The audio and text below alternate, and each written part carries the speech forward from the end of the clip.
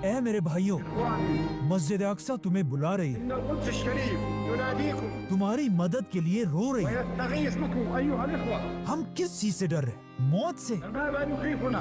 نخشى الموت. इससे ज्यादा अच्छी मौत और क्या हो सकती है? هناك موتة أفضل जो अल्लाह के राह में लड़ते हुए من आए। أن يموت الإنسان مجاهدا في سبيل الله. और मेरी अल्लाह से दुआ है कि अगर मेरे हाथों से फलस्तीन आजाद नहीं होता وأرجو الله سبحانه وتعالى عن مقدساتنا तो मुझे इस दुनिया में एक लम्हे के लिए भी जिंदा ना रखे। أنه إذا كتب لي الموت और ए अल्लाह, मुझे शहादत की मौत दे। أرجو الله سبحانه وتعالى موت شهيدا في سبيل الله. और इसके कुछ ही अरसे बाद जब फैसल एक मजलिस में बैठा हुआ था, एक आदमी ने फैसल को गोली मार दी।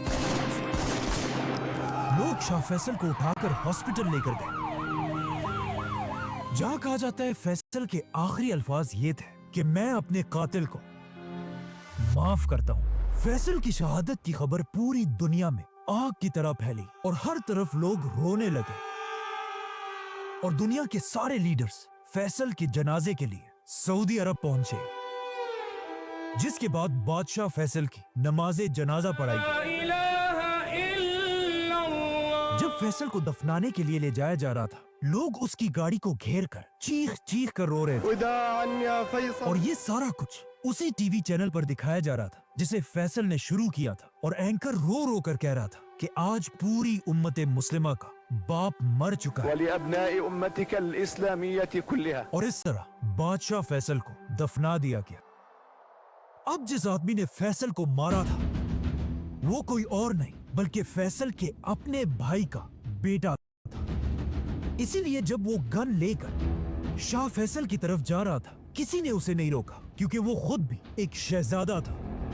और जैसे ही फैसल अपने भतीजे से मिलने के लिए उसके पास गया, फैसल के भतीजे ने उसके सर पर 2 गोलियां मारी और फैसल को शहीद कर दिया। शाह फैसल को मारने के बाद जब उसके भतीजे से पूछा गया कि तुमने आखिर क्यों ऐसा किया, तो उसने एक बहुत ही स्टूपिड और अजीब जवाब दिया। उस शहजादे ने कहा, आज से 10 साल पहले मेरे एक भाई ने फैसल के बनाए हुए टीवी स्टेशन पर हमला किया था, जिसके बाद पुलिस वालों ने मेरे भाई पर फायरिंग करके उसे मार दिया था। और मुझे गुस्सा तब आया जब फैसल ने मेरे भाई का बदला लेने के बजाय उस पुलिस वाले को माफ कर दिया। और आज मैंने 10 साल बाद फैसल को मारकर अपने उसी भाई का बदला पूरा कर दिया है। अब क्वेश्चन ये है कि इस शहजादे को अपना भाई 10 साल बाद कैसे याद आया, और पिछले 10 साल से ये शहजादा था किधर? ये शहजादा पिछले 10 साल से अमेरिका में एक अय्याशी की जिंदगी गुजार रहा था और वहाँ क्लब्स, ड्रग्स और गर्लफ्रेंड्स पर अपने सारे पैसे उड़ा रहा था। बल्कि ये इतना अयाश था कि एक बार अमेरिका में इस शहजादे को ड्रग्स यूज करने पर गिरफ्तार भी किया गया था। मतलब 10 साल तक इसको अपने भाई के मरने की कोई परवाह नहीं थी। फैसल पर हमले से कुछ ही अरसा पहले ये अमेरिका से वापस सऊदी आया। आज दुनिया के बहुत सारे लोग समझते हैं कि फैसल को किसी बदले की वजह से नहीं बल्कि अमेरिका और इजराइल पर पाबंदी की वजह से मारा गया था। क्योंकि अगर देखा जाए फैसल के मरते ही सबसे बड़ा फायदा अमेरिका और इजराइल को ही हुआ था, क्योंकि फैसल की शहादत के फौरन बाद इजराइल और अरबों ने दोस्ती का हाथ मिलाया और सारे अरब कंट्रीज आहिस्ता आहिस्ता इजराइल को एक्सेप्ट करने लगे। और फैसल के बाद आज तक किसी भी सऊदी बादशाह ने दोबारा अमेरिका के सामने सर उठाने की हिम्मत भी नहीं की। I like him a lot.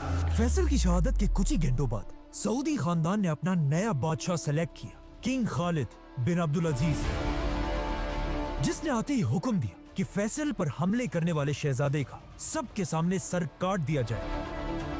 लेकिन नए बादशाह के आते ही मुसलमानों की तारीख का सबसे खतरनाक वाकया पेश आया, काबा पर हमला।